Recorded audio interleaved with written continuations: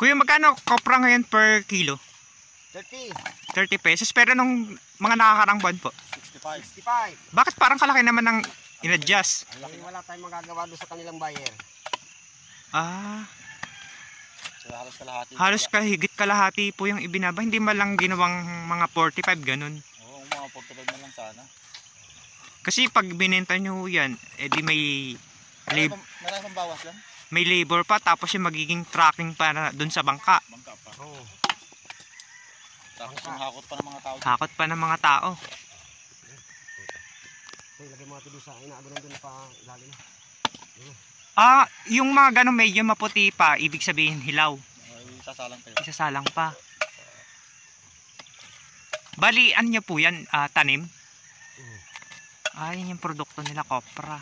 Tapos, hindi naman pwede kasi magtanim ng iba. Pwede magtanim bata.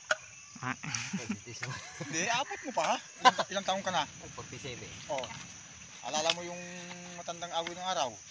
Oo, ilang taon na yun ah. Senior na yun eh, di ba? Senior na nagtanim yun. Oo ah. ito kopra ni kuya. Tapos, oo.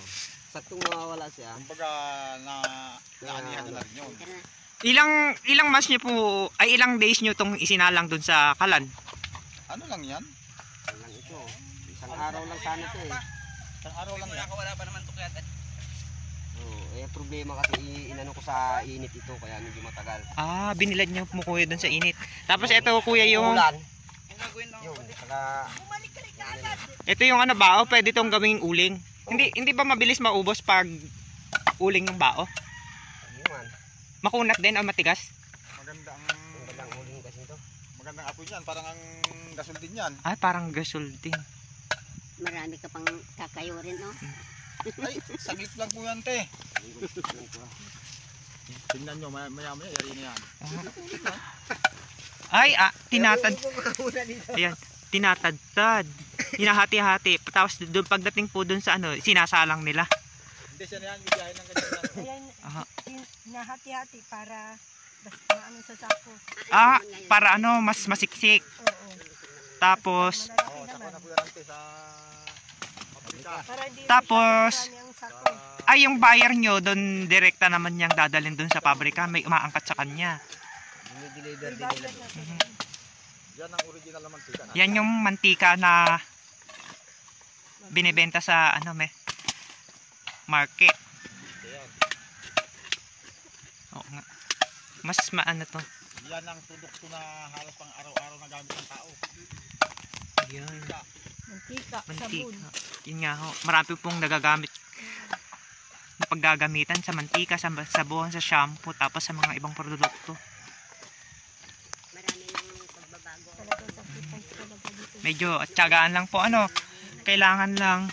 Tiyaga, pag wala kang tiyaga. Kung nga po ngayon ay. Medyo tabik po kasi sila ng dagat. Ito, nanatapyad, nanatagtad. Ang dami ng nabigay-bigay nyo na dami. Araw-araw po.